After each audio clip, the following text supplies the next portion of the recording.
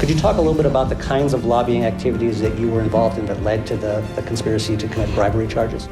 But anytime you give something to somebody, if you're a normal human being and you get something from somebody, what are you going to feel? Politics is supposed to be an activity for people, by the people.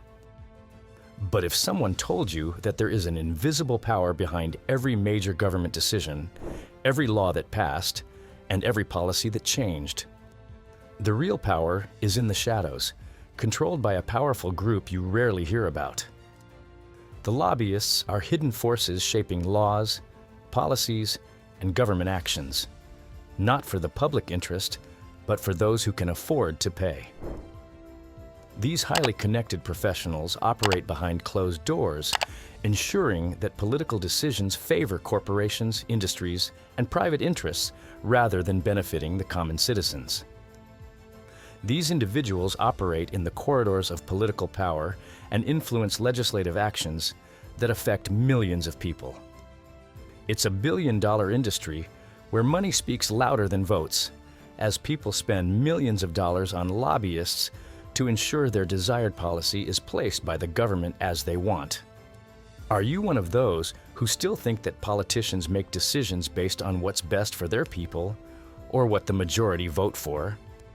So you must watch the video till the end to discover how lobbyists manipulate democracy, control lawmakers, and silently pull the strings of power without the public ever realizing it.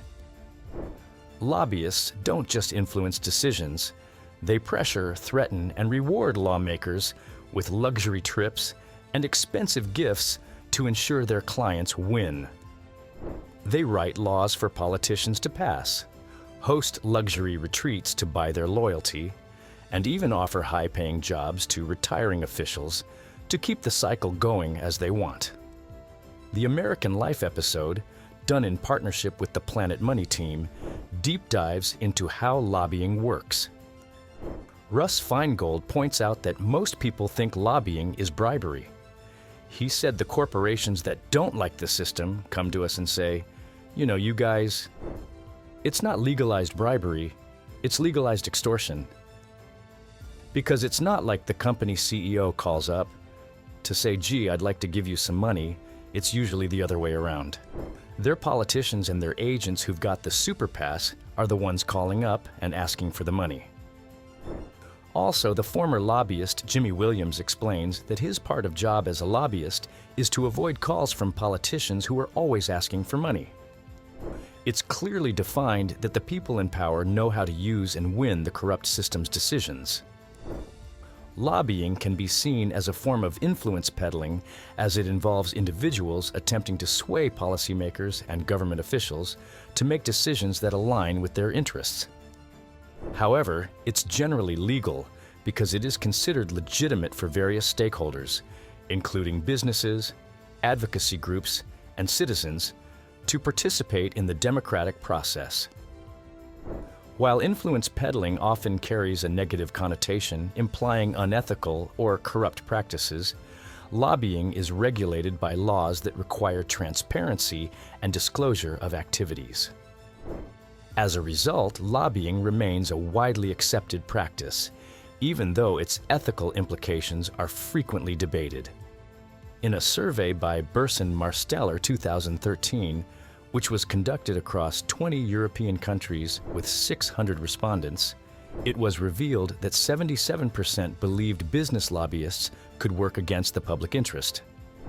Additionally, 70% felt that lobbyists had a significant, sometimes excessive influence on EU institutions' decisions.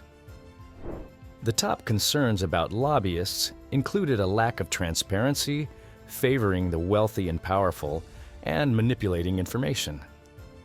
It highlights that the negative perception of lobbyists is often justified. Lobbying also plays a vital role in policy making within democratic systems. In authoritarian regimes, lobbying still happens, but it is less transparent and accountable, making it even more problematic. The key issue is determining when and under what conditions lobbying benefits democracy. It has become an unavoidable part of politics and governance. Lobbying scandals involving current and former politicians lobbying for outside commercial interests, as David Cameron did with Greensill Capital, are recurring features of UK politics. Here are some notable scandals that expose different lobbyists. Jack Abramoff was hired as a lobbyist at Preston Gates, Ellis and Ruvelas Meads LLP in December 1994, specifically to establish ties with the new Republican leadership. He used Preston Gates and Ellis to access a higher pedigree of clientele. In 1995, he began representing Native American tribes with gambling interests and worked to defeat a congressional bill to tax Native American casinos, strengthening his alliance with Tom DeLay, who called Abramoff one of his closest and dearest friends. Abramoff and his law firm were paid at least $6.7 million by the Commonwealth of the Northern Mariana Islands, CNMI, from 1995 to 2001, securing exemptions from federal immigration and labor laws for the island's industries.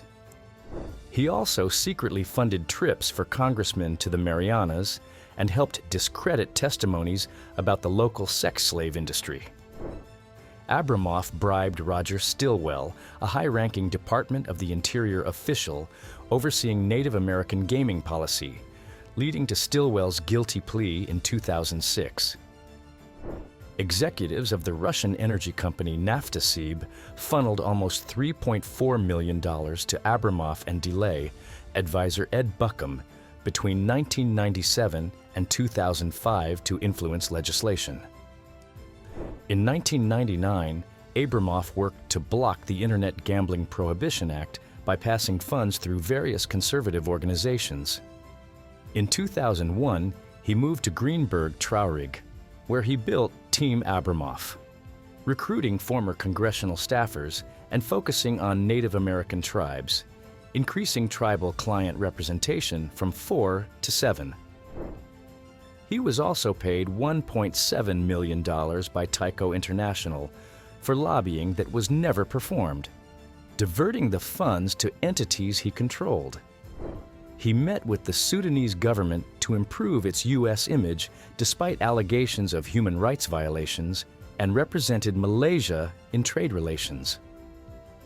Abramoff also lobbied for Channel One News from 1999 to 2003 to ensure continued congressional funding. In 2002, he secured a telecommunications license for an Israeli firm, Foxcom Wireless, which paid him $280,000 and donated $50,000 to his charity, which he used to fund lobbying activities. Abramoff's extensive corruption network, involving bribery, fraudulent lobbying, and misuse of funds, ultimately led to his criminal conviction, exposing one of the most significant lobbying scandals in U.S. history. Jack Abramoff's case may have been in the U.S., but lobbying scandals aren't confined to one country.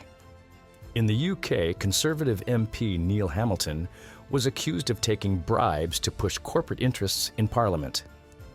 Neil Hamilton was accused of accepting £2,000 from a lobbyist on behalf of Mohammed Al-Fayed, the owner of Harrods. He sued The Guardian for libel, but after 2 years of legal battle and even a law change allowing him to fight with the case as an MP, he dropped the lawsuit just before it was set to begin in October 1996. In 1997, Tony Blair became the Prime Minister.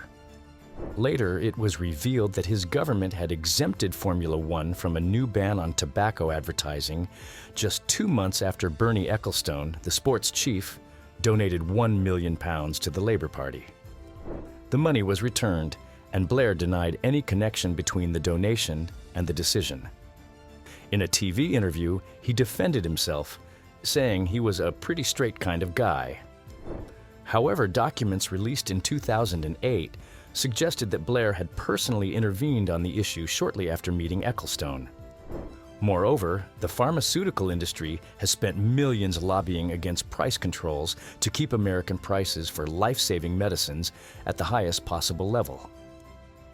Furthermore, Big Pharma had lobbyists actively advocating for the relaxation of opioid laws, even when these drugs are known to be dangerously addictive. The cost of the opioid epidemic has already exceeded hundreds of thousands of lives, while these companies book in billions as profits. During the years leading to the 2008 financial breakdown, lobbyists from Wall Street pushed for the abolition of regulations on banks, allowing for wild and irresponsible lending and guessing. There was a time when the economy came crashing down, forcing millions out of employment, houses, and savings. Yet these people were the same ones who argued to provide bailouts for their lobbying-influenced companies. While the rest of the citizens had to deal with the aftermath, these financial giants casually walked away scot-free. After this, you must wonder why nothing can be done about this. The answer is simple.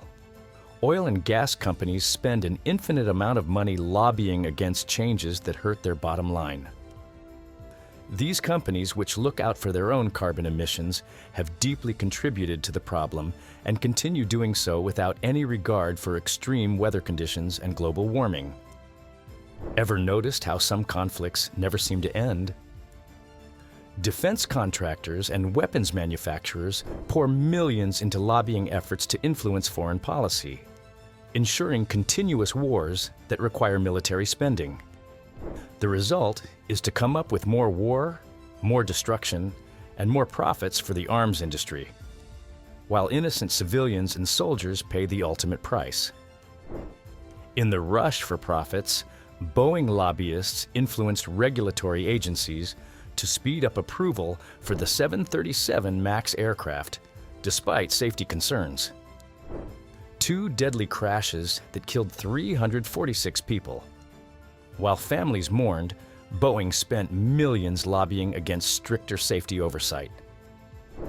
Big tech isn't innocent either. Facebook spent millions lobbying to weaken data privacy laws after the Cambridge Analytica scandal exposed how user data was exploited for political manipulation. Instead of protecting people, lobbying shielded corporations from accountability.